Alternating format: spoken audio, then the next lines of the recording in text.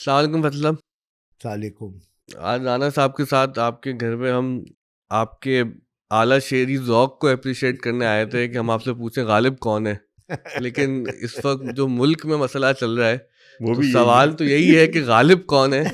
लेकिन ये आइन में जो नई तरमीम 27वीं आइनी तरमीम आ रही है, तो ये सेपरेशन ऑफ पावर्स के हवाले से जो मसाइल लेके आएगी, और जैसे कि हमने आज वो डॉन में ऑबिचुरी पढ़ी सुप्रीम कोर्ट की, मखदूम साहब ने जो लिखी, तो ये बड़ा ज़हन परेशान होता है कि हम जिस मुल्क के शहरी हैं, और हमें तो आइन में यही बताया गया था कि इक़्तिदार खुदा ताला का है, हाकमियत, सॉरी अब तो हम भूल हाकमियत भी रहे आला, हैं क्या बताया था आइन में। हाकमियत आला। हाकमियत खुदा ताला की है, और इक़्तिदार अवाम का है, और बालादस्ती कानून की होगी। तो चूंकि बालादस्ती आप लोगों ने, वकला ने, जजेस ने, सुप्रीम कोर्ट ने हमारे लिए इंश्योर करनी थी, यहाँ पर अब अखबारात में सुप्रीम कोर्ट की ऑबिचुरी छप रही है। तो ये जो पूरी सूरत हाल डेवलप हुई है, ये कितनी तशवीशनाक है आपके हिसाब से? देखिए, अच्छा है आपने गालिब का जिक्र कर दिया, तो ये गुफ्तगू भी हमें गालिब के शेर से शुरू करते हैं, जो बड़ा एप्ट है, जो इस मुल्क में होता है और जो हो रहा है कि बाजीचा है अतफाल है दुनिया मेरे आगे, होता है शब व रोज़ तमाशा मेरे आगे। तो ये दोनों मिसरों को साथ समझना चाहिए। पहला मिसरा जो है वो बहुत ऑप्टिमिस्टिक है, दूसरा मिसरा वो आपको बताता है कि जो हो रहा है। प्रैग्मेटिक है वो। जी, तो देखिए, ये कहना तो बिल्कुल गलत होगा कि जो चीज़ इस कॉन्स्टिट्यूशनल 27th अमेंडमेंट से प्रपोज की जा रही है जुडिशरी के हवाले से, इसके बेसिकली दो मेन कंपोनेंट्स हैं जी, ठीक है। These are about 49 amendments to the constitution, but basically दो इसके एलिमेंट्स हैं। एक एलिमेंट है जो सिर्फ एक आर्टिकल पे बेस्ड है, बट वो सब पे भारी है, 243। जिसे मैं कहता हूँ कि 243 निशाना है, बाकी सब बहाना है, ठीक है ना। तो वो सिविलियन मिलिट्री रिलेशंस के हवाले से है, और दूसरी जो है वेरियस प्रोविजंस हैं which deal with the judiciary, which really focus on a little bit on the high court, but main focus is supreme court के ऊपर। तो अब ये इसलिए जो है बहुत प्रॉब्लमेटिक है और बहुत हिस्टोरिक है जो होने जा रहा है।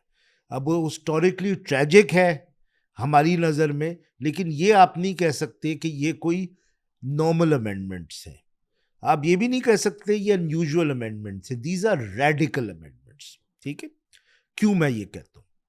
देखिए, आपकी सारी कॉन्स्टिट्यूशंस जो है ना, उनकी बुनियाद जो है ना, यानी 73 का कॉन्स्टिट्यूशन, उससे पहले 62 का कॉन्स्टिट्यूशन, उससे पहले 56 का कॉन्स्टिट्यूशन, और फिर इंडिपेंडेंस एक्ट था, इसकी बुनियाद डली है जिसे कहते हैं government of India act 1935। Government of India act 1935 से एक फेडरल अपेलेट कोर्ट्स का स्ट्रक्चर चल रहा है जो कंटिन्यू करता है, ठीक है ना, कि एक फेडरल कोर्ट्स थे जो एटलीस्ट इस मुल्क में सुप्रीम थे। ऑफ कोर्स उनकी एक अपील उस जमाने में प्रिवी काउंसिल में जाती थी इंग्लैंड में, और वो भी 56 के बाद ख़त्म कर दी गई। वो जो फेडरल अपेलेट कोर्ट का स्ट्रक्चर है ना, वो कंप्लीटली रीस्ट्रक्चर किया जा रहा है। तो 56, देखिए, आपके फेडरल कोर्ट्स थे फ्रॉम 35 टू 56। 56 से आपका सुप्रीम कोर्ट है, कोई अपील नहीं, उसके बाद है प्रिवी काउंसिल को। तो एटलीस्ट 56 के बाद जो सुप्रीम कोर्ट है ना, इट इज सुप्रीम, उसके ऊपर कोई अदालत नहीं है, ठीक है। एक the only thing which you can do is file a review, वो भी सुप्रीम कोर्ट के सामने जाती है, ठीक। कुछ केसेस में मर्सी पिटिशंस होती हैं प्रेसिडेंट को, लेकिन वो भी सुप्रीम कोर्ट रिव्यू कर सकता है। सही। तो 56 से आपके पास अयूब खान का मार्शल लॉ आया, याया खान का मार्शल लॉ आया, ज़िया-उल हक का मार्शल लॉ आया, मुशर्रफ का मार्शल लॉ आया। इन सब ने, किसी ने ये कोशिश तक नहीं की कि वो सुप्रीम कोर्ट को एज अ फाइनल कोर्ट ख़त्म कर सके, क्योंकि उनको मालूम था कि इसके इतने ड्रास्टिक कॉन्सिक्वेंसेस होंगे स्टेट की फंक्शनिंग पे, और ये पॉसिबल भी नहीं था, उनका ये ख्याल था, क्योंकि ये एक बड़ा लंबा ट्रेडिशन है अब इन कोर्ट्स का जो 100 साल के ऊपर है। ये अब चेंज होने जा रहा है। अब आपका जो सुप्रीम कोर्ट है वो एक सबऑर्डिनेट कोर्ट बनने जा रहा है to what is called a federal constitutional court.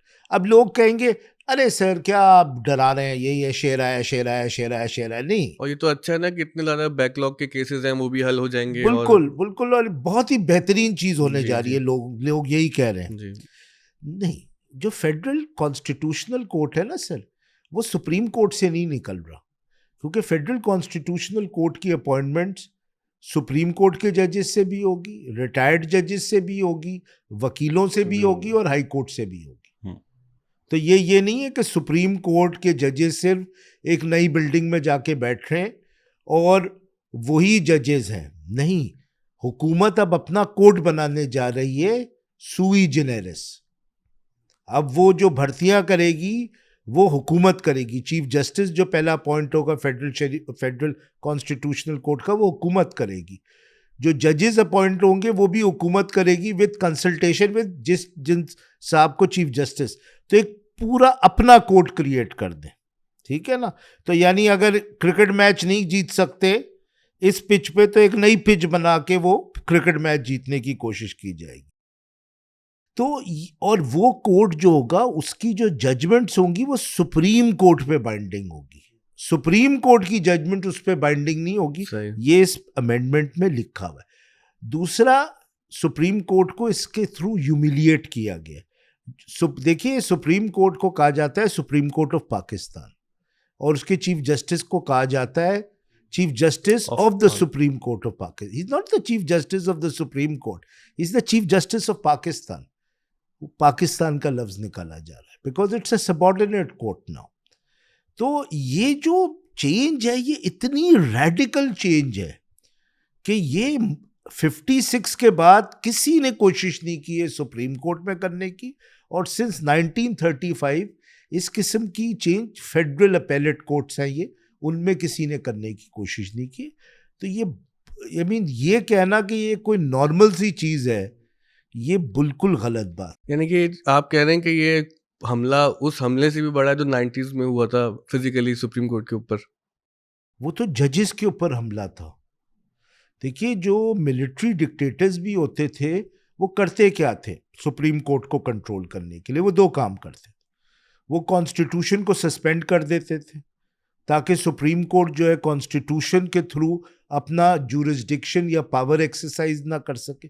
फिर वो पीसीओ लाते थे, ठीक है ना, प्रोविजनल कॉन्स्टिट्यूशनल ऑर्डर, और वो जो जज उनको पसंद नहीं थे उनको ओथ नहीं देते थे, उनको निकाल देते थे, ठीक है।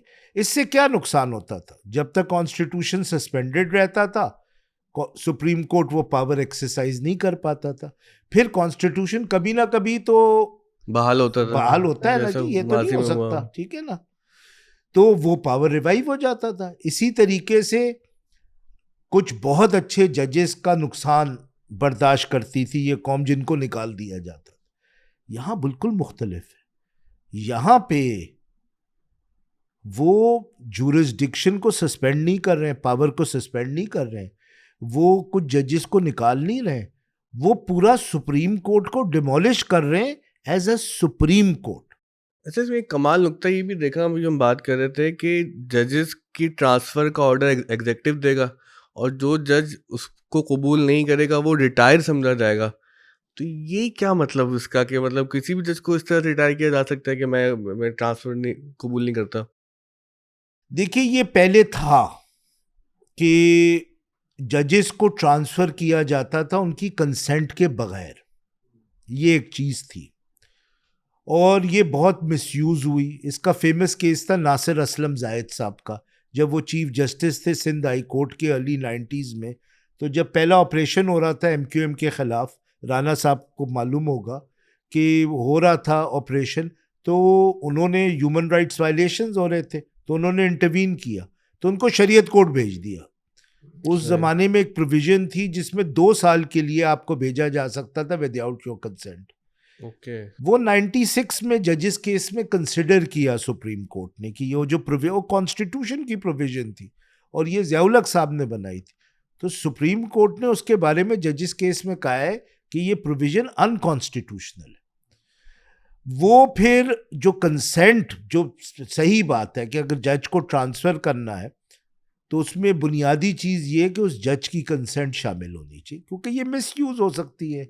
इंडिया में बहुत मिसयूज होती है कि जो जजेस इंडिपेंडेंटली एक्ट करते हैं उनको दूसरे स्टेट में ट्रांसफर कर दिया। हाल ही में बहुत से वाकयात हुए जी, जिस तरीके से जब दिल्ली में मुसलमानों के खिलाफ जुल्म हो रहा था, जब उन्होंने डेमोन्स्ट्रेट किया था ये जो नए वेरियस आईडी कार्ड्स का एनआरसी वाला एनआरसी वाला सिटीजनशिप एक्ट वाला, जी जी बिल्कुल बिल्कुल, राणा साहब ने सही किया, मैं भूल गया था। तो उस पे एक दिल्ली हाई कोर्ट के बड़े कमाल के जज थे मुरलीधर, उन्होंने रात को अदालतें खोली और लोगों को रिलीफ देना शुरू की, खास तौर पे मुसलमानों को। उनको ट्रांसफर कर दिया वहां से, अब तो रिटायर हो गए वो। तो ये बहुत मिसयूज हुआ, इसलिए हमारे लेजिस्लेचर ने 18th अमेंडमेंट में कंसेंट डाल दी थी कि जज की कंसेंट की जरूरत है। अब ये वही लोग हैं जो पहले थे, ये कहते हैं कि जज की कंसेंट निकाल दो, और अगर वो उसके एक तो मजबूरन उसको ट्रांसफर करो, अगर वो ना माने तो he will be deem to be retired. हाँ, ये पहले था ऐसा कि देखिए ये पहले नहीं था, कुछ अपॉइंटमेंट्स के हवाले से ये चीज है। जैसे फॉर एग्जाम्पल, अगर किसी को हाई कोर्ट से सुप्रीम कोर्ट भेजा जाता है और वो कहता है मैं नहीं जा रहा, ये तो बड़ी इलॉजिकल बात है ना, कि आपकी एक तरीके से एलिवेशन हो रही है। सही। तो वहां पे एक प्रोविजन थी आर्टिकल 206 सब आर्टिकल 2 कि he will be deemed to be retired. लेकिन यहाँ तो एक तो आप उसको कंसेंट के उसके बगैर भेज रहे, और फिर वो कहता है कि यार ये तो मेरे ऊपर बड़ा जुल्म है, तो आप कहते हैं आप रिटायर हो गए। तो लेकिन इसका एक पस मंज़र है। देखिए इसका पस मंज़र ये है कि इस गवर्नमेंट को इस्लामाबाद हाई कोर्ट को कैप्चर करना था, ठीक है, क्योंकि इस्लामाबाद हाई कोर्ट जो था it was one of the most independent high courts in Pakistan, जो ऑपोजिशन पार्टी को रिलीफ दे रहा था। अच्छा, जब इमरान खान की गवर्नमेंट थी तो यही इस्लामाबाद हाई कोर्ट पीएमएलएन को रिलीफ देता था। फेमस केस था अथर मिनल्ला साहब और हसन औरंगजेब साहब बैठे थे, इतना प्रेशर था उन लोगों के ऊपर, उन्होंने नवाज शरीफ और ये मरियम को बेल दी थी नैप के केस में। ये लोग ये बात भूल गए, ठीक है ना। तो वो आपको याद है कि उसी इंडिपेंडेंस के नतीजे में वो 6 जजेस का फेमस खत आया था, जिसमें वो इस्लामाबाद हाई कोर्ट ने पहली दफ़ा पाकिस्तान की हिस्ट्री में, सब जजेस ने वर्बली कंप्लेन की, लेकिन इन जजेस ने लिख दिया कि जी यहाँ पे इंटेलिजेंस एजेंसीज इंटरफियर करते हैं और हमें फिजिकली थ्रेटन करते हैं, सर्वेलेंस होती है, ये लिख के दे दिया उन्होंने। सही। और वो वही जजेस थे जो ऑपोजिशन को रिलीफ दे रहे थे और इमरान खान की सारे केसेस वहाँ जाते थे।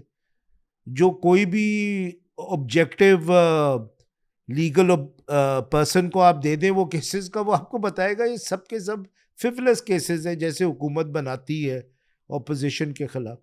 अब देखिए कोई कोर्ट ऑपोजिशन को ही रिलीफ देगा ना, हुकूमत को तो रिलीफ देने के लिए कोर्ट नहीं बैठा हुआ, हुकूमत को तो हुकूमत रिलीफ दे सकती नहीं, हुकूमत ने रिलीफ दे दिया ना अब तो। तो ये कोर्टों से नाराज होना कि आप ऑपोजिशन को रिलीफ, ओ भाई जिसके खिलाफ केस बनता है वही रिलीफ मांगने जाता है ना। तो ये सारा ट्रांसफर का जो बैकग्राउंड है वो ये है कि they wanted to capture the Islamabad high court, क्योंकि अगर इस्लामाबाद हाई कोर्ट रिलीफ देना बंद कर देगा तो फिर इन अ सेंस ये इस ऑपोजिशन पार्टी पीटीआई जो है ना इसको कंट्रोल कर सकते। तो उन्होंने एक बाहर से वो चीफ जस्टिस साहब ले आए, पहले वो जज थे, वो लाहौर हाई कोर्ट में 16वें नंबर पे थे या 15वें नंबर पे थे, उनको पैराशूट करवाया इस्लामाबाद हाई कोर्ट और फिर उनको चीफ जस्टिस बना दिया ओवर ऑल अदर जजेस। एंड आयरनी ये कि उनका नाम भी डोगर है, reminds you of Iftikhar Chaudhry के ज़माने में जो डोगर साहब थे। तो लेकिन वो 5 जजेस जो थे वो जब भी वो इतने क्या नाम है कहते हैं कि इतने बदतमीज़ लोग हैं वो कि वो अपनी इंडिपेंडेंस छोड़ने के लिए तैयार नहीं। जाती है वो ज्यादती है ना, ये तो मतलब वो स्लेव बनने के लिए तैयार। अच्छा मतलब मैं सर आपको इंटरप्ट यहाँ कर रहा था, मैं असल में समझना चाह रहा था कि हमारे यहाँ आप अच्छा एक दिलचस्प मामला इसमें ये भी हो कि आप 26 अमेंडमेंट वाला केस अभी आप आर्गू कर ही रहे थे उसमें, तो ये नई एक सूरत हाल पैदा हो गई है। आपने इस ड्राफ्ट को देखा होगा, इसमें जो भी कोर्ट का स्ट्रक्चर बन रहा है, क्योंकि हमारा एक आम सवाल ये होता है कि भाई मेरी आम शहरी की ज़िंदगी में इससे क्या फ़र्क पड़ेगा, और मेरा ख्याल है कि this question has to be address कि जब हाई कोर्ट के अंदर ये तब्दीलियां आ रही होंगी या ऊपर एक ऐसा मतलब इदारा था सुप्रीम कोर्ट जो कि आइन को इंटरप्रेट भी वही कर रहा था और उसके ऊपर इम्प्लीमेंटेशन भी उसका काम था, और उसको तोड़कर एक अलग उसको एक सुप्रीम कोर्ट बनाई जा रही है, तो इस पूरे जुडिशियल स्ट्रक्चर का हमारे आम जो डिस्प्यूट हम जो रिजॉल्व करने के लिए अदालत तक जाते हैं उस पर असर क्या पड़ेगा? असल चीज़ तो एड्रेस करने वाली मैं समझता हूँ कि इस वक्त ये है। देखिए इसके दो बुनियादी असर पड़ेंगे, ठीक है ना। एक तीसरा भी है लेकिन वो सेकेंडरी है, लेकिन मैं पहले दो। देखिए इस मुल्क में 70% केसेस किसके खिलाफ है? स्टेट मतलब गवर्नमेंट के खिलाफ। तो अगर हुकूमत अपने जज बढ़ सकती है, अपने सेम पेज वाले जज, फिर हुकूमत ही कंट्रोल कर सकती है बेंच को, कौन बैठेगा कौन नहीं बैठेगा, कितने अरसे बैठेगा कितने अरसे नहीं बैठेगा। एंड थर्डली हुकूमत ही उन जजेस को निकाल सकती है, तो फिर आम शहरी को तो इंसाफ नहीं मिल सकता ना। बार बार मीर साहब का शेर याद आता है, मीर क्या सादा हो बीमार हुए जिसके सबब उसी अतार के लौंडे से दवा लेते हैं। तो वो तो नहीं अतार का लौंडा दवा देगा ना, जिसको हुकूमत ने जो है अपॉइंट किया होगा। तो एक जो स्ट्रक्चर ये तब्दील कर रहे हैं ना, इसमें ये अपॉइंटमेंट ऑफ जजेस एंड द फायरिंग ऑफ जजेस, उसमें या तो ये एग्जीक्यूटिव डोमिनेशन ला रहे हैं through the judicial commission of Pakistan, जहां एग्जीक्यूटिव की वो कहते हैं मेजॉरिटी नहीं है हमारी, नहीं, आपकी मेजॉरिटी बेशक ना हो लेकिन आपकी डोमिनेशन है। एक तो आपके सब्सटैंशियल मेंबर्स हैं, फिर जो जुडिशल मेंबर्स भी हैं जिनको आप के थ्रू अपॉइंट किया गया है वो आपके साथ वोट देते हैं। ये हमने 1 साल में देख ली। तो अपॉइंटमेंट के वक्त भी गवर्नमेंट डोमिनेट कर रही है। फिर ये सुप्रीम जुडिशल काउंसिल जिसके थ्रू जजेस को निकाला जाता है, उसमें भी एग्जीक्यूटिव माइंडेड जजेस डोमिनेट करेंगे, तो वहां से निकाला जा सकता है। फिर ऑफ कोर्स जेसीपी का जो है और लेजिस्लेशन का रोल अब बेंच फॉर्मेशन में भी आ गया, at least at the supreme court level end of course at the federal constitutional level. तो आम शहरी को जो बुनियादी वो एक नुकसान है ना, वो ये है कि the entire constitutional structure of justice is based on separation of powers. Judiciary और एग्जीक्यूटिव एक पेज पे नहीं हो सकते, ये आपका कॉन्स्टिट्यूशनल स्ट्रक्चर नहीं है। उनको एक दूसरे से कॉन्फ्लिक्ट होना जरूरी है, और वो नहीं हो सकते अगर executive appointment, firing and bench formation वो करे।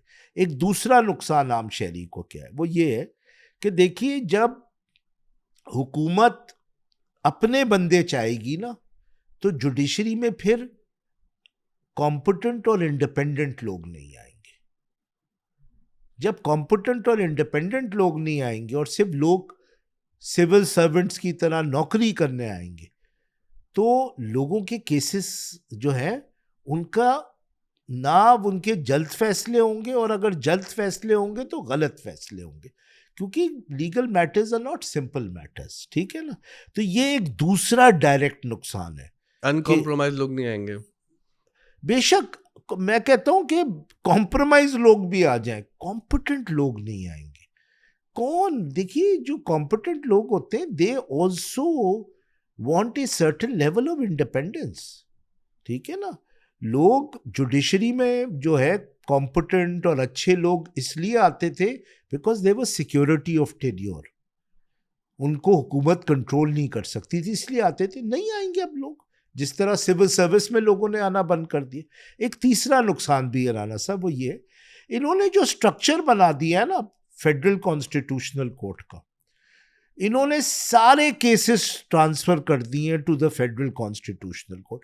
यानी सुप्रीम कोर्ट की मेरे ख्याल में इन्होंने कोई तकरीबन आधी पेंडेंसी ट्रांसफर कर दी होगी। There are over 50,000 cases pending. Sir हमने 1 साल की परफॉर्मेंस देख ली है कॉन्स्टिट्यूशनल बेंच, ठीक है।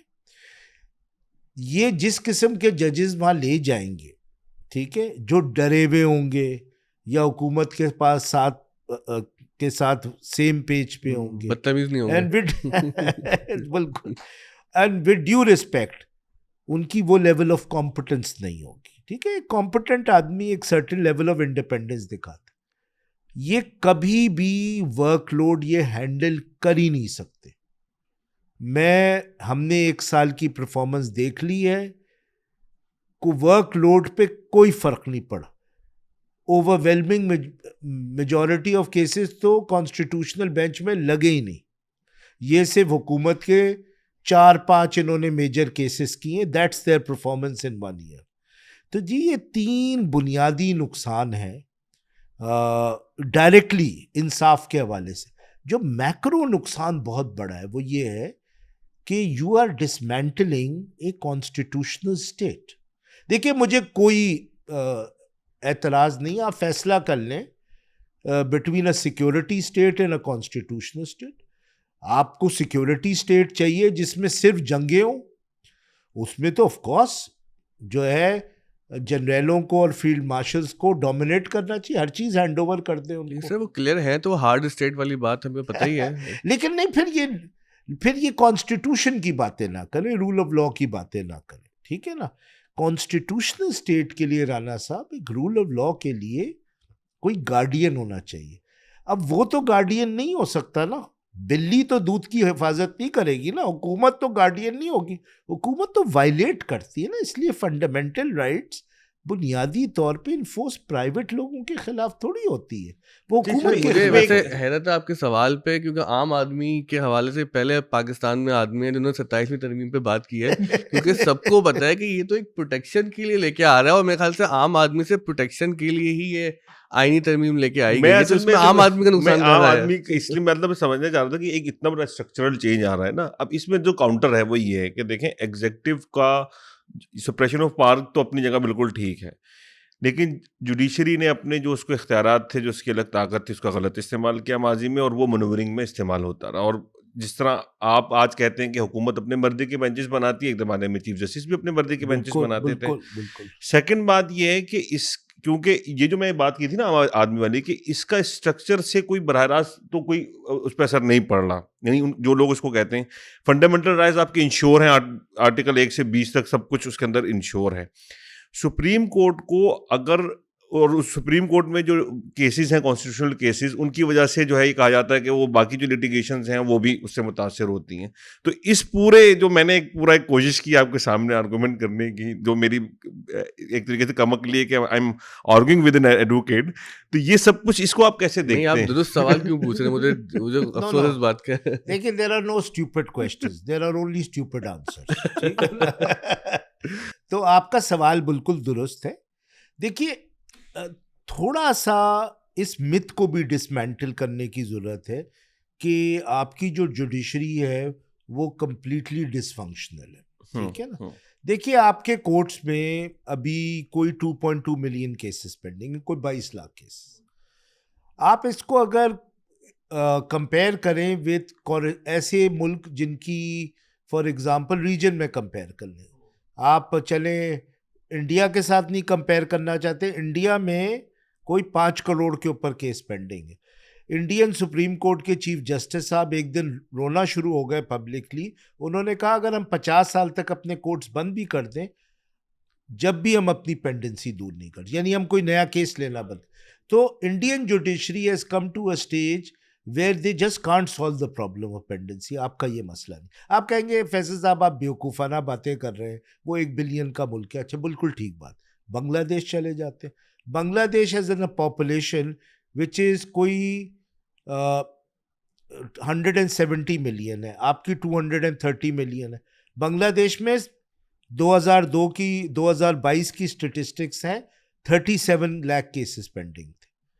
आप चले जाएं, कॉरेस्पॉन्डेंस मुल्क है आपका, सेम पॉपुलेशन ब्राज़ील, उसकी भी कोई 230-40 मिलियन की 7.5 करोड़ केसेस पेंडिंग है ब्राज़ील में।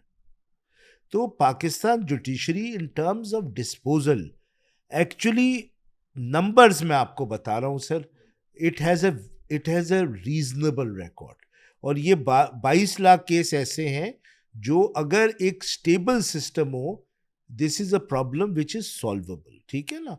तो यहाँ पे डिस्पोजल का मसला है, यहाँ पे क्वालिटी ऑफ जजमेंट्स का भी मसला है, यहाँ पे एक गरीब आदमी, एक मिडिल क्लास आदमी, एक माइनॉरिटीज़ को जो बिलोंग करते हैं, उनका एक्सेस टू जस्टिस का इक्वल ना होना, वो भी मसला है। लेकिन ये कहना कि कंप्लीट ब्रेकडाउन है, ये मैं ये बात मानने के लिए तैयार नहीं हूँ।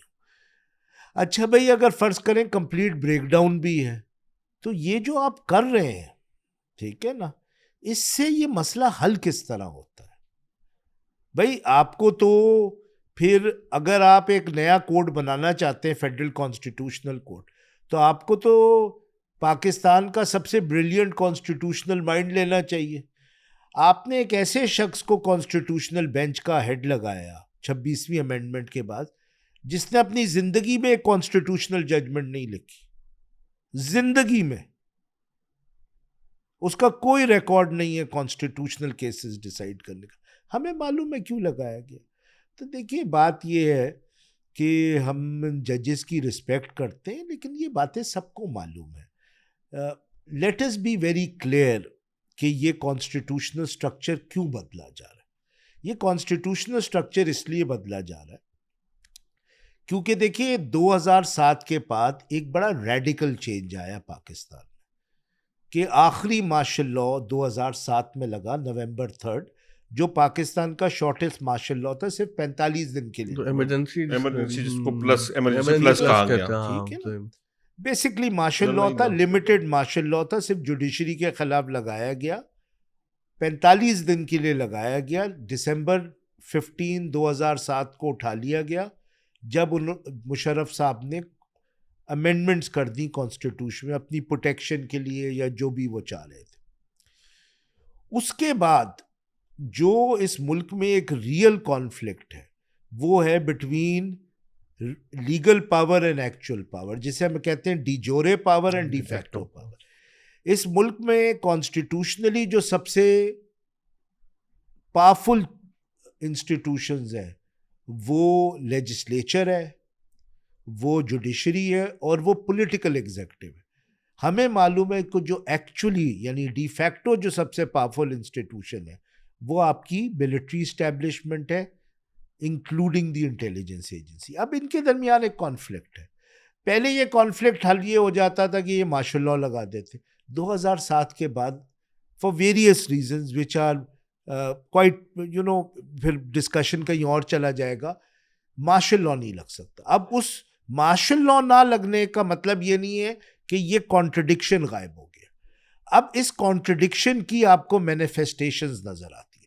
अब राना साहब आपने बिल्कुल सही कहा इस बात का कि 2007 स्पेशली 2009 के बाद हुआ ये कि जब इस्टेब्लिशमेंट को ये अंदाज़ा हुआ कि वो मार्शल लॉ नहीं लगा सकते, तो वो दो और प्लेयर्स थे, एक थे पॉलिटिशियंस और एक थे जुडिशरी। उन्होंने अलायंस बना लिया जुडिशरी के साथ, और उन्होंने उसके थ्रू पॉलिटिशियंस को कंट्रोल किया, ठीक है ना। और वो आपको सारी चीज़ नज़र आती है जो हुआ 2009 से लेके 2017 तक, फिर 2018 से एक हाइब्रिड रिजीम 2022 तक, ठीक है। तो ये आपको नज़र आता है। अच्छा, इसका मतलब ये नहीं है कि जुडिशरी और मिलिट्री में कॉन्फ्लिक्ट नहीं रहा। वो मैं कहता हूं कि देवर lovers and haters at the same time. There was continuing collaboration. Love and hate relationship. हाँ, continuing collaboration, collusion, but increasing conflict. इसलिए मुशर्रफ का ट्रायल भी और ज़माने में मिसिंग पर्सन्स के केसेस भी उठाए, लेकिन ये सेम पेज पे थे। अब पॉलिटिशियंस ने 2022 के बाद वो टेबल्स टर्न कर दी, वो सेम पेज पे आ गए मिलिट्री के साथ, and they have ganged up against judiciary. तो 2022 के बाद आपको ये चल रहा है। अब बहुत सारे लोग बिल्कुल आप जिस तरह कह रहे हैं कहेंगे सर्व्स यू राइट, ठीक है ना, लेकिन बात यह है कि यही तो मसला है, किसी को ये सेम पेज अलायंसेस नहीं बनाने चाहिए। That's the problem. You don't solve this problem कि तुमने मुझे तबाह किया था, मैं तुम्हें, तुमने मेरा कत्ल किया, मैं तुम्हारा कत्ल कर दूंगा, ठीक है ना। तो अब जो इशू है वो ये है कि ये कॉन्ट्रडिक्शन मौजूद है, and now the establishment has made an alliance with the politicians and the politicians have made an alliance, और दोनों का कॉमन एनिमी जो है जुडिशरी है। क्यों कॉमन एनिमी है? क्योंकि इन दोनों को चेक कॉन्स्टिट्यूशनली सिर्फ जुडिशरी कर सकती है। तो अब इनको वो जुडिशल कैप्चर करना जरूरी है सो दैट इनके ऊपर कोई चेक ना हो, ठीक है ना। क्योंकि ये कुछ भी कर दें, कोई कानून बना दें, कोई एग्जेक्टिव एक्शन ले लें, इवन एक कॉन्स्टिट्यूशनल अमेंडमेंट कर दें लाइक 243, अगर कोई इंडिपेंडेंट जुडिशरी होगी तो वो इन चीज़ों को रिवर्स कर सकती। तो ये जो जुडिशल कैप्चर है by both the civilian political elite and the military political elite, this is because of the fact that अगर ये अपने आप को लीगल और कॉन्स्टिट्यूशनल और एग्जेक्टिव प्रोटेक्शन देना चाहते हैं तो उसकी कोई हैसियत नहीं है अगर ये जुडिशल ऑर्गन को कैप्चर ना कर सके।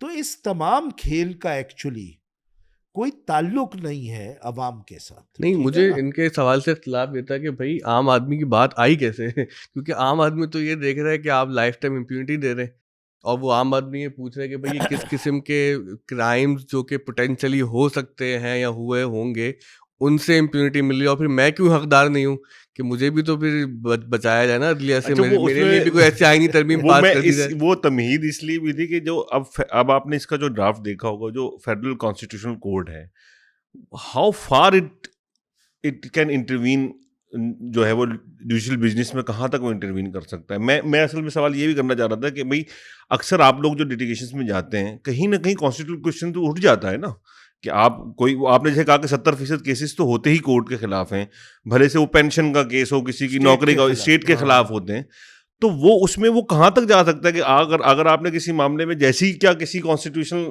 उसका हवाला दिया तो क्या वो उसमें आके वो जंप इन कर जाएगी? वो कितनी पावरफुल कितनी होगी वो जो फेडरल कॉन्स्टिट्यूशनल कोर्ट है? देखिए, सुप्रीम कोर्ट को इसमें बड़ा खुश होना चाहिए कि उन्होंने लिख दिया है कि खबरदार रेंट केसेस और फैमिली केसेस सिर्फ सुप्रीम कोर्ट सुनेगा। तो मैंने सुप्रीम कोर्ट के जजेस को मैं मुबारकबाद देना चाहता हूँ कि इतना जबरदस्त आपके ऊपर एहसान किया गया कि फेडरल कॉन्स्टिट्यूशनल कोर्ट किसी सूरत में रेंट केस हो और फैमिली केस हो नहीं सुनता, वो सिर्फ आप सुनेंगे। तो ये तो बड़ी कमाल की बात है। फैमिली जो है मास्टर का बुनियादी इदारा होता है, इसीलिए दिया गया, ठीक है ना। तो मेरे ख्याल में पॉपुलेशन कंट्रोल भी डाल दे उसके अंदर तो अच्छा ही होगा। तो देखिए राणा साहब, ये तो बिल्कुल, ये तो पहले भी था कॉन्स्टिट्यूशनल बेंच में कि कोई भी कॉन्स्टिट्यूशनल क्वेश्चन उठा तो वो पर्दे के पीछे से एम्पायर निकल आता था, ठीक है ना, वो रेड कार्ड दिखा देता था, ठीक है। अब इन्होंने तो इस लेवल की ज्यूरिसडिक्शन एनहांस कर दी है कि सुप्रीम कोर्ट के पास कुछ छोड़ा ही नहीं, ठीक है, लिटरली कुछ नहीं रहा। वो क्रिमिनल अपीलें सुनेंगे, उन क्रिमिनल अपीलों में भी कोई कॉन्स्टिट्यूशनल क्वेश्चन उठ गया तो वो एक मुसीबत है। अभी ये ड्राफ्ट क्लेम नहीं करता उसका होगा क्या, अच्छा, लेकिन वो एक मुसीबत। लोग कहते हैं कि आप क्या बेवकूफ़ाना बातें कर रहे हैं, क्रिमिनल अपील तो क्रिमिनल अपील होती नहीं जी। अयूब खान का मार्शल लॉ जो लेजिटिमाइज हुआ था वो केस में हुआ था जिसे कहते हैं 258 का केस था, वो एक क्रिमिनल अपील थी। वो बैठे बैठे मुनीर साहब ने सोचा यार ये मौका बहुत अच्छा है, फील्ड मार्शल साहब जो है उस जमाने में तो नहीं हुए थे, वो अयूब खान, प्रीवियस, तो उनको खुश कर दिया जाए। तो उन्होंने उस केस में जो अयूब सिकंदर मिर्जा ने एक्चुअली इम्पोज किया था तो वो उसको लेजिटिमाइज कर दिया। तो ये इस राणा साहब इस लेवल पे कंफ्यूजन भी क्रिएट करेगा, कॉन्फ्लिक्ट क्रिएट करेगा दोनों कोर्ट्स में, ना ये कोर्ट चलेगा ना वो कोर्ट चलेगा। मेरी तो नज़र में, मैंने जज साहब से कहा अपनी नाइवनेस में कि सर ये जो इन्होंने किया है, मैं किसी और चीज के बारे में बात कर रहा था, इससे तो कोर्ट डिसफंक्शनल हो जाएगा। तो वो हंसने लगे, ने कहा इससे उनको क्या मसला है। वाह, हम्म। अच्छा है वो तो। देखिए इस पूरे कॉन्स्टिट्यूशनल पैकेज का आवाम से कोई ताल्लुक नहीं, इस पूरे कॉन्स्टिट्यूशनल पैकेज का जस्टिस से कोई ताल्लुक नहीं है, गलत फहमियां दूर करना ठीक अपनी है ना। आप। इस पूरे कॉन्स्टिट्यूशनल पैकेज का ताल्लुक है सिर्फ पावर से। नहीं, और पावर को सर इम्प्यूनिटी तो दी है, ये क्या है, ये थोड़ा समझाया ना। दुनिया में कहीं ऐसा होता है कि किसी शख्स के लिए ये कह दिया जाए कि आने वाले भी मुमकिन हो सकने वाले गुनाह भी माफ कर दिए जाएंगे? नहीं, लेकिन ये जहन में रखे जाए कि इतना तो लिमिट किया गया कि मरने के बाद जो गुनाह अगर आप करें तो वो उसकी अच्छा। इम्प्यूनिटी नहीं दी गई, क्योंकि ये भी हो सकता है कि आखिरत में भी इम्प्यूनिटी दी जा सकती, पोस्ट लेकिन वो फेमस नहीं नहीं दी है। गई, रुक गए। तो देखिए आप ये तो अप्रिशिएट करें, आप देखिए ना, गलत बात नहीं कीजिएगा, आप कहिएगा सिर्फ मौत से पहले, मौत तक, ठीक है ना। दिल जो घबराए तो कहते हैं कि मर जाएंगे, मर के भी चैन ना पाया तो तो किधर जाएंगे। तो वो नहीं किया इन्होंने, वो मसला हल नहीं किया। तो I mean all credit to them sir. देखिए ना, अपनी ख्वाहिशात को रोक लिया, ठीक है। तो देखिए इस जो प्रोविजन है article 243, frankly as a lawyer I just find it difficult to understand कि ये कोई कानूनी शिक है या ये कोई ख्वाहिशात का मजमुआ है। वो मैं पढ़ रहा था तो मैं तो कह रहा था, वो गालिब ने कहा है ना कि हजारों ख्वाहिशें ऐसी कि हर ख्वाहिश पे दम निकले, ठीक है। तो वो 243 पढ़ के आपको ये अंदाजा होता है। मुझे थोड़ा मेटाफिजिकल लग रहा है ये। हाँ है एक मेटाफिजिकल डायमेंशन है, जी क्योंकि हाँ। ये जो बात है ना वो रियलिटी से उसका ताल्लुक नहीं है, ठीक है। मैं आपको एक्सप्लेन करता हूँ। देखिए पहली दफा तो ये नहीं हुआ है ना कि जो आपकी मिलिट्री स्टैब्लिशमेंट है उसने अपने पावर को सिक्योर करने की कोशिश की है कि कहीं कॉन्स्टिट्यूशन जो है उसके पावर को कर्टेल ना कर दे। उसने कॉन्स्टिट्यूशनल प्रोटेक्शंस इससे पहले भी लिए।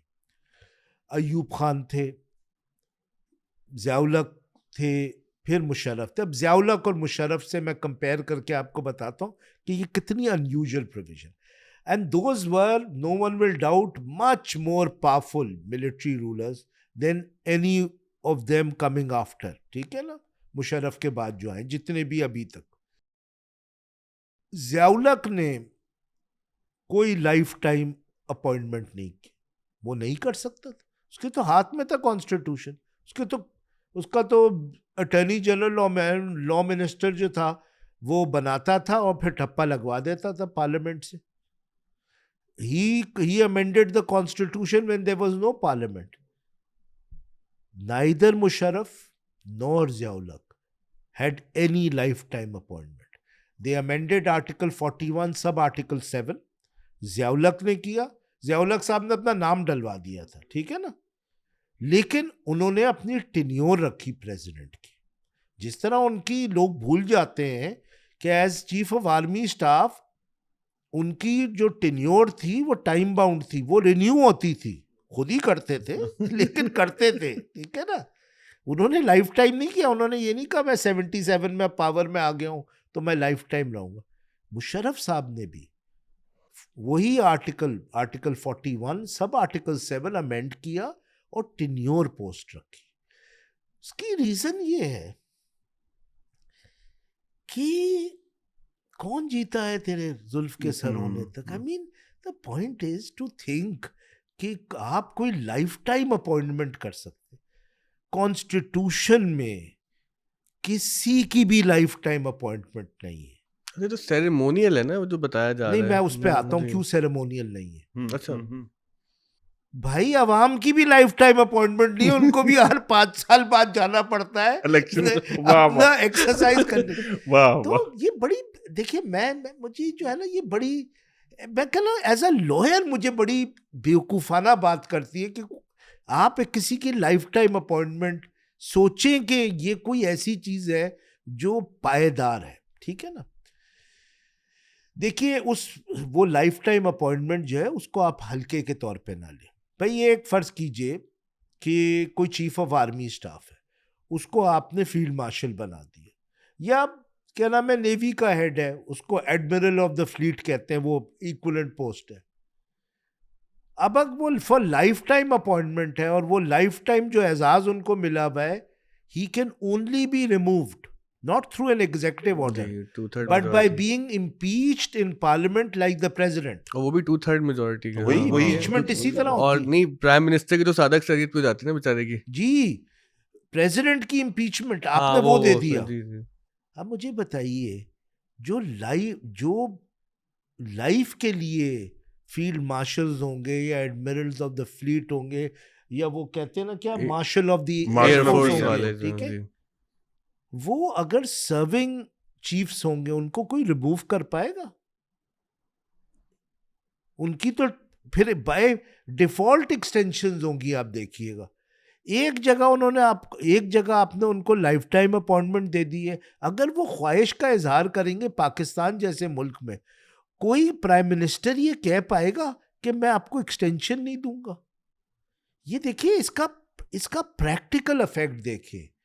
आप उसको यूनिफॉर्म में रख रहे हैं, ही will be in uniform for life. इसका क्या मतलब है? इसका मतलब ये है कि वो जो पोस्ट है उससे कभी रिटायर नहीं होगा। तो बाकी मेरे ख्याल में तो बड़ी बोरिंग चीज है। मैं तो रिटायर होना चाहता हूँ, मतलब मेरे ख्याल में उसके ऊपर भी काफी जुल्म है। वो कोई हॉलिडे पे जाए, मतलब ये थोड़ी उसको सारी जिंदगी जो है। नहीं, उसमें सर ये ना कि जो पीछे लोग होते तो उनकी फिर बारी नहीं आएगी क्या? नहीं, देखिए जो कमांड पोस्ट है वो तो टेन्योर बेस्ड होगी, वो भी इन्होंने 5 साल की कर दी है जी। लेकिन आप जरा सोचें कि 5 साल बाद एक एडमिरल ऑफ द फ्लीट होगा, या जो marshal of the air forces होगा, या फील्ड मार्शल होगा। अगर वो ये पोस्ट रखता होगा और वो इस ख्वाहिश का इजहार करे कि मुझे एक्सटेंशन चाहिए, can any civilian prime minister realistically remove him? आपने बाय डिफॉल्ट जो है ये एक्सटेंशंस, जब अब उनकी मर्जी है, जब वो ये कहते हैं हमें एक्सटेंशन नहीं चाहिए, otherwise who can dare to remove these people? They can not be. तो देखिए क्योंकि इनकी जो चीफ की टेन्योर पोस्ट थी उसको तो ये लाइफ टाइम नहीं कर सकते थे, तो इनडायरेक्टली कर दिया। अब उनके ऊपर है जी तो एक तो देखिए इसका बड़ा प्रैक्टिकल इफेक्ट।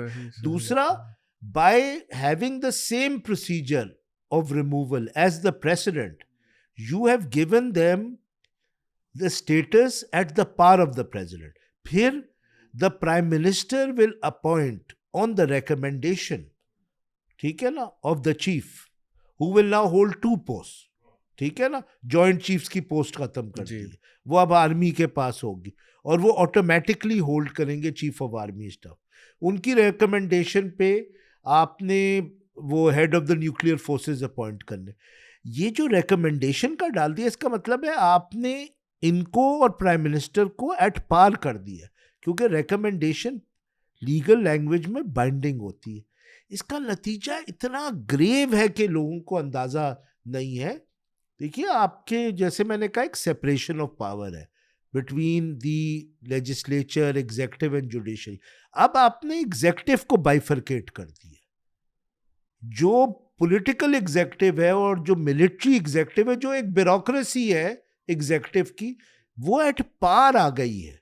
सेम पेज पे आ गई, सेम पावर पे आ गई है।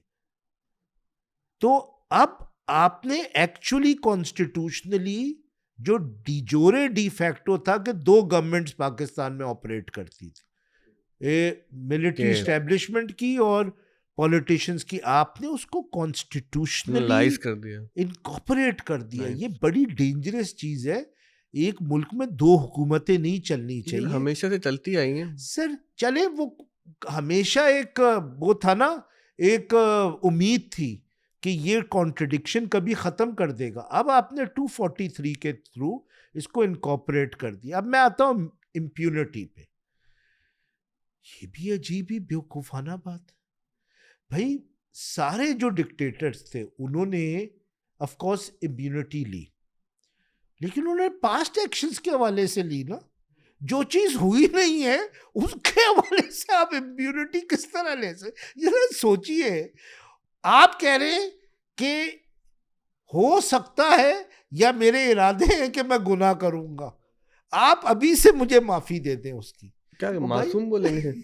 तो इसलिए मैं कह रहा हूँ, मैं 243 पढ़ता हूँ 248 में, क्योंकि ये इम्यूनिटी वहां से आई है, तो मैं 248 पढ़ता हूँ और 243 पढ़ता हूँ, तो मुझे एज ए लॉयर समझ में नहीं आता कि ये चीजें क्या है। मतलब अगर आप लिटरली जो किया गया है उसको लें, कि प्रेसिडेंट को लिखा हुआ है अंडर आर्टिकल 248 कि he will have impunity for life, पहले ये था, और जो बात बिल्कुल सही है कि जब तक वो उसकी, ताकि देखिए president is a sensitive post, he is the head of the arm forces, ठीक है ना, कमांडर इन चीफ होता है, तो एक सेंसिटिव पोस्ट है। तो कहा यह गया है कि उसके टेन्योर के दौरान, ये नहीं उसके केसेस खत्म हो जाएंगे, उसके टेन्योर के दौरान वो केसेस चलेंगे नहीं भाई, उसके खिलाफ कोई वारंट इशू नहीं हो। इसका मतलब ये नहीं उसने मर्डर कर दिया तो वो केस खत्म हो जाएगा। जिस तरह डिप्लोमेटिक इम्यूनिटी खत्म तो नहीं होते ना, वो डिप्लोमेट्स कहते हैं भाई हम इससे डील करेंगे खुद। इन्होंने प्रेसिडेंट को इम्प्यूनिटी दे दी है फॉर लाइफ। इसका मतलब है tomorrow the president can go and shoot someone on TV and he can not B tried. आखिरत में साहब होगा।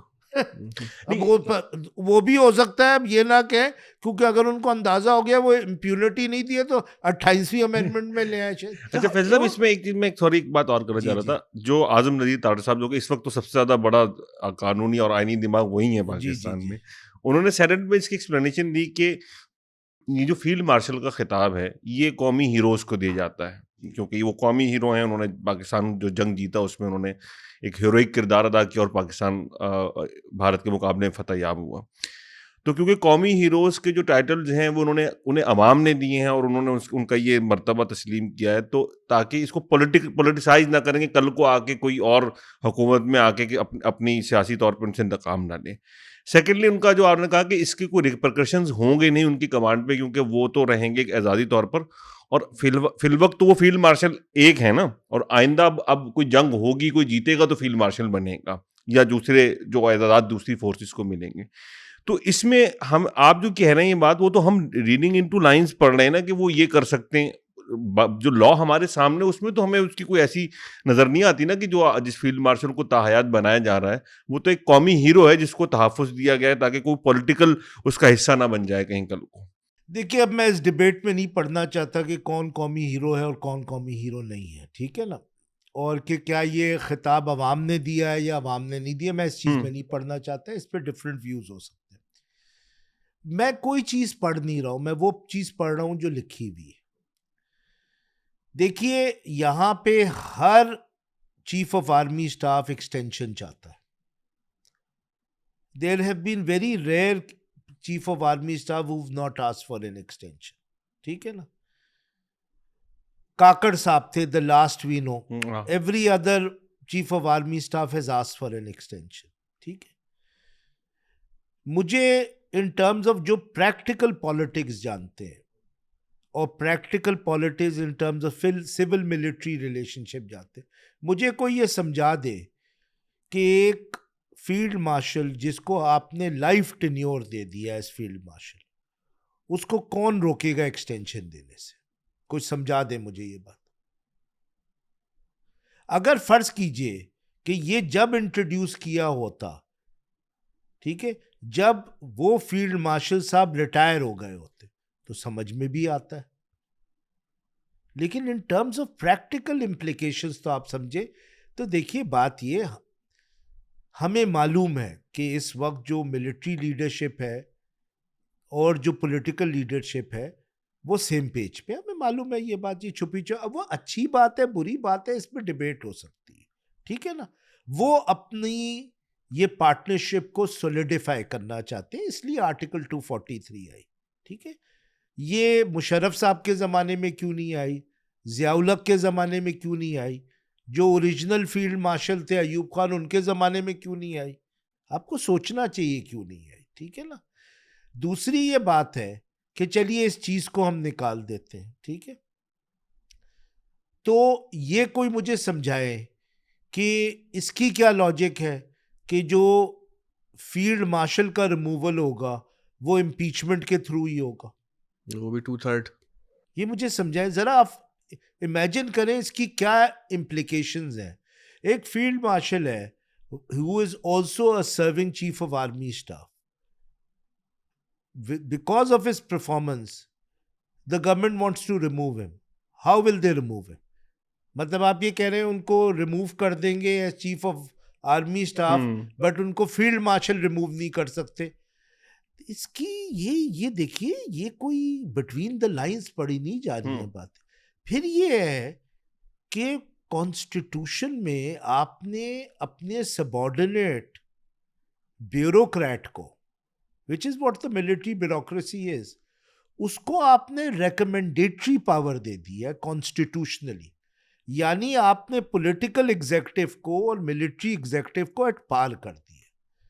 तो देखिए ये जो चीजें हैं ये साफ हमें नजर आ रही हैं, और ये जो फेडरल कॉन्स्टिट्यूशनल कोड बनाया जा रहा है ये इससे डायरेक्टली लिंक्ड है, क्योंकि उनको मालूम है कि ये जो सारी प्रोविजंस हैं इंक्लूडिंग 243 ये सुप्रीम कोर्ट में चैलेंज होती, और क्योंकि ये सुप्रीम कोर्ट में चैलेंज होती तो फिर ये था कि फिर एक ऐसा कोड बनाओ जहां पे ये चैलेंज सक्सेसफुल नहीं होगा।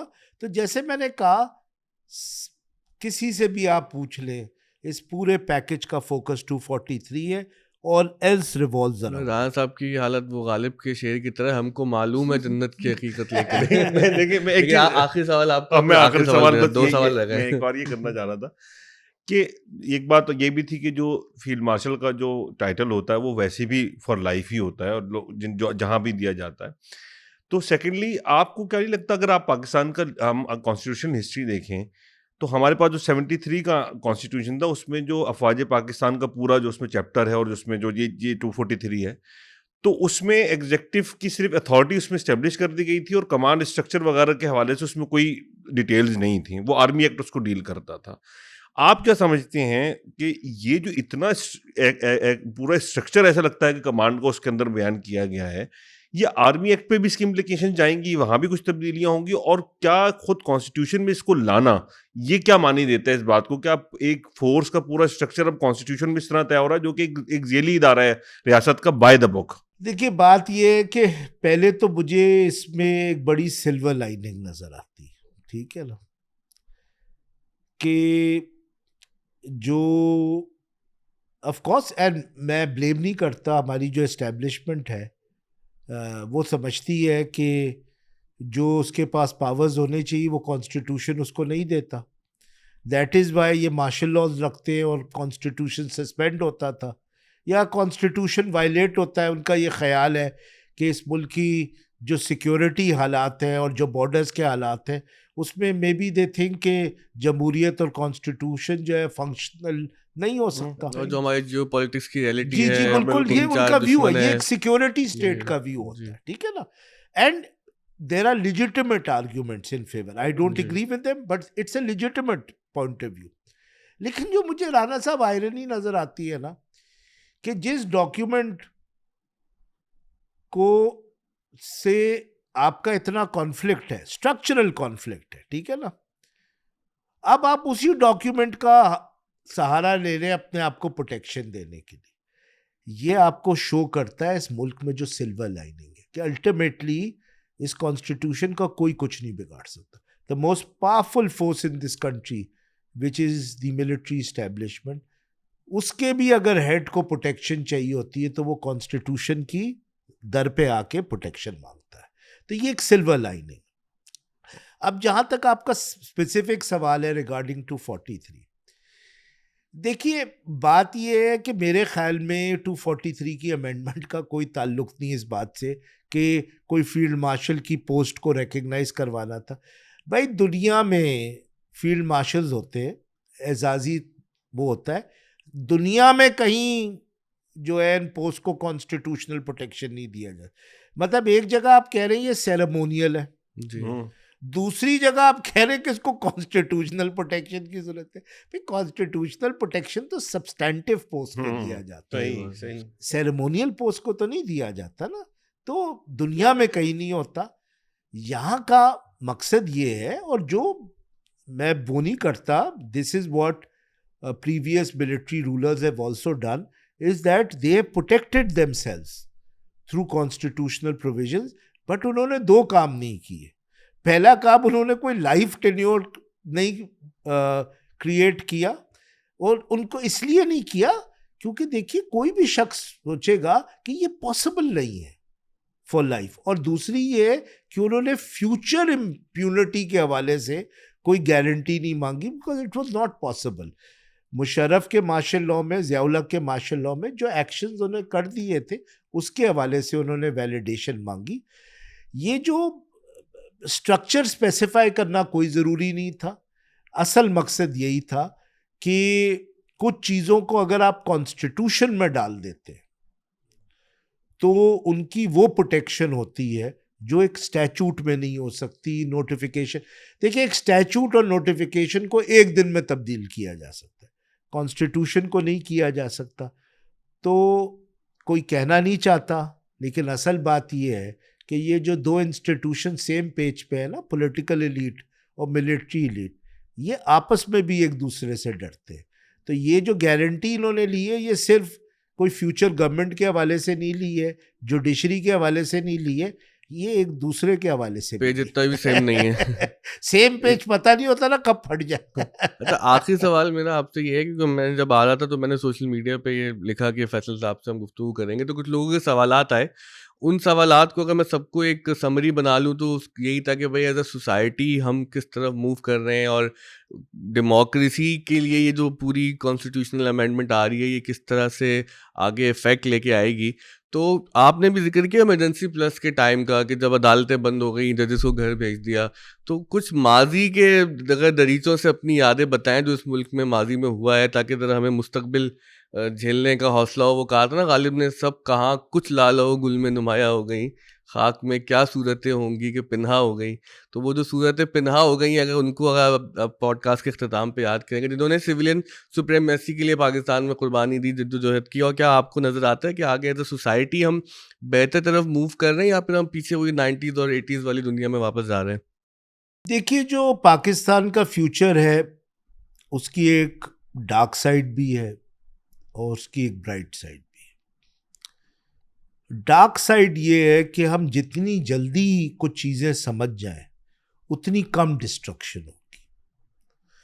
अब पहली जो चीज़ हमें समझने की ज़रूरत है वो ये है कि 230, 40 और आज से 5 साल बाद ये मुल्क 300 मिलियन के ऊपर चला जाएगा. इतने बड़े डाइवर्स नए स्टेट्स फौजी नहीं चला सकते. ये हमें समझने की जरूरत. I have the greatest respect for the arm forces. ठीक है ना, मुझे उन लोगों से मोहब्बत है जो जाने देते हैं इस मुल्क के लिए. लेकिन इसका मतलब ये नहीं है मुझे जो है अपने बेटे से भी मोहब्बत है. अब इसका मतलब ये थोड़ी कि मैं उसको कहूँगा जाओ सुप्रीम कोर्ट में तुम केस आर्ग्यू करो. मोहब्बत और एबिलिटी, मोहब्बत और उसका जो रोल है उसको कंफ्यूज नहीं करना चाहिए. ठीक है, मुझे किसी ने बहुत अच्छी बात समझाई थी कि आप का हार्ट का वो होना है ट्रांसप्लांट. आपके पास दो लोग हैं, एक मौलवी साहब हैं, वो नमाजी हैं, परहेजगार हैं, कोई गुनाह नहीं करते लेकिन डॉक्टर नहीं है, और एक डॉक्टर है उनमें सारी बुराइयां हैं लेकिन वो डॉक्टर है. तो आप मौलवी साहब से ऑपरेशन करवाएंगे. तो देखिए, हिस्ट्री ने हमें बताया है कि मिलिट्री माइंड्स मुल्क नहीं चला सकते. इसलिए इस दुनिया में 3, 4, 5 मुल्क रह गए हैं जहां मिलिट्री डोमिनेशन. पहली बात ये, नहीं समझेंगे आप वही गलतियां करेंगे, दोबारा इस सिक्लिकल प्रोसेस से गुजरेंगे जो आप गुजरते हैं. आपका सिक्लिकल प्रोसेस है. ये कोई इंडोनेशिया और इजिप्ट नहीं है जो लोग ये समझते हैं कि यहाँ 20-20, 25-25 साल तक मिलिट्री डिक्टेटर्स बैठे रहेंगे. आपका सिक्लिकल प्रोसेस है 5, 8, 10 साल का. अब तो डायरेक्ट मार्शल लॉ भी नहीं लग सकता. तो पहली बात ये. दूसरी बात ये है कि आपको इस मॉडर्न दुनिया में एंटर होना है. बिल्कुल एक इस्लामी मुल्क बन के एंटर होना है, लेकिन एक मॉडर्न दुनिया की कुछ रिक्वायरमेंट्स है। आप उस तरह नहीं चल सकते जिस तरह first half of the 20th century में आप चल रहे हैं, ठीक है ना, कि पूरा मुल्क जो है वो टेक्सटाइल इंडस्ट्री पे चल रहा है, ठीक है, या आप सारी दुनिया से कटना चाहते हैं, ये नहीं हो सकता। तो जो डार्क साइड है ना वो ये है कि क्योंकि हम ये चीज़ें दुरुस्त नहीं करना चाहते, तो हम वही तोड़ फोड़ करके मुल्क को और डैमेज करना पड़े। जो लेकिन ब्राइट साइड है वो दो चीज़ों पे बेस्ड है। पहली जो चीज़ है जिस पे बेस्ड है कि मुझे कोई शक नहीं है नजम साहब कि इस मुल्क का नौजवान जो है ना वो इस मुल्क को फ्यूचर में तब्दील करेगा। ये जो है वो एडवांस स्टेज के लोग हैं जो हम पे हुकूमत कर रहे हैं, सारी इलीट्स की बात कर रहा हूँ इंक्लूडिंग द जुडिशियल एलिट। इनको ये यंग लोग दे विल आउटलिव देम और ये इस मुल्क को दुरुस्त करेंगे। ये मेजॉरिटी है इस मुल्क की, और ये अपने, क्योंकि ये सब बाहर तो नहीं जा सकते और ये इतना बड़ा मुल्क है कि ये नहीं हो सकता डिसअपियर हो जाए। ये कोई दुबई नहीं है, ये कोई यूएई नहीं है कि ये इरेलीवेंट हो जाएगा। तो कभी ना कभी तो इसके मसाइल हल होने, और यंग लोग क्योंकि उनकी जिंदगियां पूरी पड़ी हुई हैं वो हल करेंगे ये मसाइल। तो एक ये ब्राइट साइड है, ठीक है। जो दूसरी ब्राइट साइड है वो ये है कि 21st सेंचुरी इतनी मुख्तलिफ है 20th सेंचुरी से, और इतनी बुनियादी कॉन्शियसनेस में तब्दीलियां आ गई हैं, ठीक है। यहाँ पे लोगों की आ गई, उनको मालूम है दुनिया में लोग किस तरह रहते। अब आप उनको बेवकूफ़ नहीं बना सकते। इसलिए आप देख लीजिए जो करंट रिजीम है वो मेरी नज़र में it simply functions bye fear and propaganda. ठीक है, आप सारे टीवीज़ पे कैप्चर कर लें, अपना प्रोपेगेंडा चलाएं, ठीक है, लेकिन यहाँ पे कोई आपकी बात को बिलीव नहीं करता जो आप प्रोपेगेंडा करते हैं। ना आपकी कोई नैरेटिव ऑफ हिस्ट्री मानता है, ना आपकी कोई प्रेजेंट नैरेटिव को मांगता है। और इसलिए जो बिगेस्ट मसला है इस करंट रिजीम का वो लेजिटिमेसी का। तो ये कॉन्शियसनेस को आप लोगों को जिंदा जो है ना गोली मार सकते हैं, आप लोगों पे जुल्म कर सकते हैं, आप लोगों को रोक सकते हैं, लेकिन आप उनकी जहनियत को जो है रिवर्स नहीं कर सकते। ये यंग लोगों को सब चीज़ों के बारे में नॉलेज है, तो वो क्योंकि आप वो रिवर्स नहीं कर सकते। आप ठीक है फियर और प्रोपेगेंडा पे जब तक चला सकते हैं चलाएं, लेकिन कब तक चलाएं। हाँ सर, मैंने आज यहाँ आते हुए वो एऑन चैनल देख रहा था, वो हमारे दोस्त चलाते हैं अमानुल्लाह और असदुल्ला। उनके वालिद साहब ने एक रील बनाई, तो वो बताते हैं कि उनका ऑफिस गुलबर्ग में है, तो वो मस्जिद बहुत करीब है, वहाँ पे मैं गया, उनके ऑफिस भी मस्जिद भी। कहते हैं मैं ग्रीन बेल्ट पे चल रहा था तो मैंने देखा कोई कपड़ा है उसके अंदर कुछ चीज़ हिल रही है। तो वो कहते हैं मुझे लगा कि कोई बिल्ली है या कोई जानवर है। तो जब उसको हटाया तो अंदर कोई 1 हफ्ते 2 हफ्ते की नौमौलूद कोई बच्चा या बच्ची थी। तो कह रहा है मैं जैसे ही उसको देख रहा था तो एक औरत शेरनी की तरह दहाड़ती हुई आई कि नहीं इसको हाथ मत लगाओ, ये मेरा बच्चा है या मेरी बेटी है। तो वो कहते हैं मैंने पूछा तुमने इसको यहाँ क्यों रख दिया ऐसे? वो कहते हैं कि वो उस औरत ने कहा कि मैं कचरा चुनती हूँ, तो जब मैं कचरा चुनने के लिए आती हूँ तो ये दूसरे बच्चे मेरे साथ हाथ बटाते हैं और मैं अपने नौमौलूद 15 दिन 16 दिन के बच्चे या बच्ची को यहाँ पर रख देती हूँ। तो सर इस तरह से तो हमारे बच्चे पल बढ़ रहे हैं, और ये वो पाकिस्तान की कहानी है जो याद रखेंगे। और ऐसे बहुत से बच्चे हैं, हम अपने शहर कराची में देखते हैं, जगह जगह देखते हैं। जाहिर है कि लोगों के पास बहुत कुछ है भी जो कि अच्छा वक्त गुजार रहे हैं, लेकिन जब ये बच्चे इस हालात के अंदर पलते बढ़ते हैं, और फिर वो जो जाहिर है वो आम आदमी का सवाल इसीलिए कर रहे थे कि हमारे लिए क्या है, लेकिन जब हम ज़रा सा गौर करते हैं तो नज़र ये आता है कि आम आदमी के लिए कुछ नहीं है। जो सारे हमारी इलीट है ये एक दूसरे को कवर देने के लिए नई नई तरमीम लेके आती जा रही है। इलीट कैप्चर कोई पाकिस्तान में पहली दफ़ा तो नहीं है ना, सारी दुनिया में हुआ है, और सारी दुनिया ने उसमें लोगों ने उसके खिलाफ स्ट्रगल किया है, और उस स्ट्रगल के नतीजे में माशरों को तब्दील किया है। आप अपने मुल्क में देख लें, इतनी सिल्वर लाइनिंग्स हैं आपके मुल्क में।